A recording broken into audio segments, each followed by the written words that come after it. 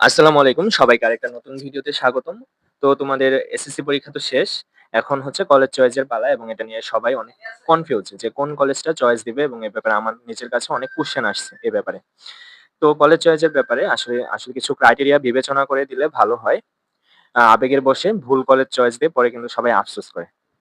তাই এখানে ১ম ক্রাইটেরিয়াটি হচ্ছে যে বাড়ি থেকে দূরে থাকতে পারে কিনা বা বাড়ির কাছে ভালো কলেজ রয়েছে কিনা এসব বিষয় আসলে বিবেচনা করতে হবে।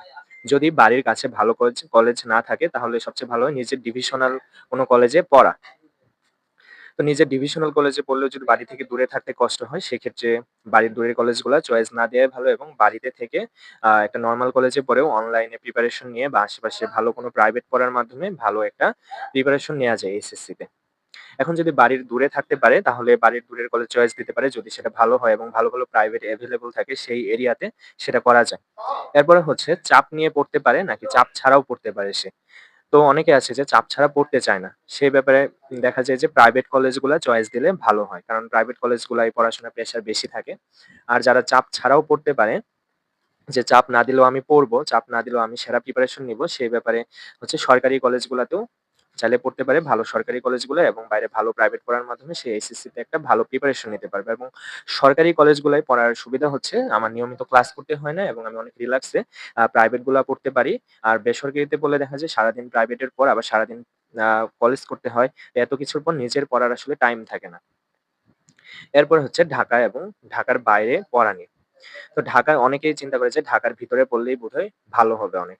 এটা আসলে একটা ভুল ধারণা। ঢাকার ভিতরে ৩-৪ টা উল্লেখযোগ্য কলেজ বাদে অন্য কলেজগুলোয় পড়ার মধ্যে আসলে আহামরি কোনো তফাৎ নাই। সেগুলোতে পড়লেও তোমার প্রাইভেট পড়তে হবে। তুমি যত ভালো কলেজেই পড়ো তোমার আল্টিমেটলি এসএসসিতে প্রাইভেট পড়তে হয়। তবে সেক্ষেত্রে কিছু কলেজের ক্লাস অনেকটাই বেনিফিশিয়াল হয় অনেক ক্ষেত্রে। যেমন হচ্ছে নটরডেম, হলি ক্রস এগুলার ক্ষেত্রে এদের ক্লাসের মাধ্যমে অনেক উপকৃত হয় বাচ্চারা। কিন্তু অন্য কলেজগুলোর ক্ষেত্রে দেখা যায় সেগুলো আসলে আহামরি কিছু না। তারা নেই ভালো স্টুডেন্ট। তো ভালো স্টুডেন্টরা ভালো রেজাল্ট করবে এটাই স্বাভাবিক।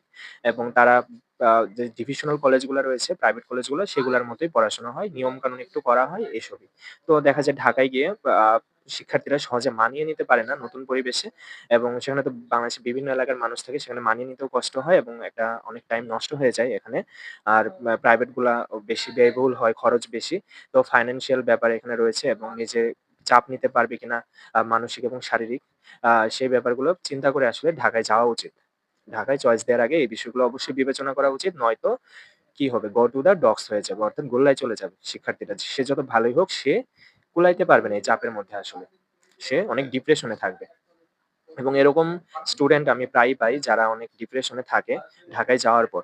এবং আমাকে এসব নিয়ে কোয়েশ্চেনও করে যে, "ভাই কিভাবে ওভারকাম করবো এটা?" তো আমি চাই না যে তোমরাও এই অবস্থার মধ্যে পড়ো। তাই ঢাকায় যাওয়ার আগে অবশ্যই ভালো করে বিবেচনা করে যাও তোমরা। এরপরে হচ্ছে কলেজ লাইফে পড়াশোনার যে ব্যাপারটা, এটা হচ্ছে তুমি যে কলেজেই পড়ো তোমার আসলে প্রাইভেট পড়তেই হবে। আর হচ্ছে নিজে পড়ার টাইমটা তুমি যত বেশি দিতে পারবা, তত তুমি ভালো করতে পারবা ফিউচারে। তো এসএসসি তে ভালো করার জন্য নিজের পড়ার টাইম রাখতে হবে। শুধু প্রাইভেট আর কলেজ আর প্রাইভেটে নোট করে গেলাম। এভাবে যদি পড়াশোনা করো তাহলে এসএসসি তে রেজাল্ট কোনোভাবেই ভালো করা সম্ভব না। তো আশা করি যে এই ব্যাপারগুলো বিবেচনা করে তোমরা কলেজ চয়েস দিবা এবং ভুল করা থেকে বিরত থাকবে। তো এই ছিল ভিডিওটি। যদি ভিডিওটি ভালো লেগে থাকে তাহলে অবশ্যই লাইক, কমেন্ট এবং শেয়ার করার অনুরোধ রইলো এবং চ্যানেলটি সাবস্ক্রাইব করার অনুরোধ রইলো।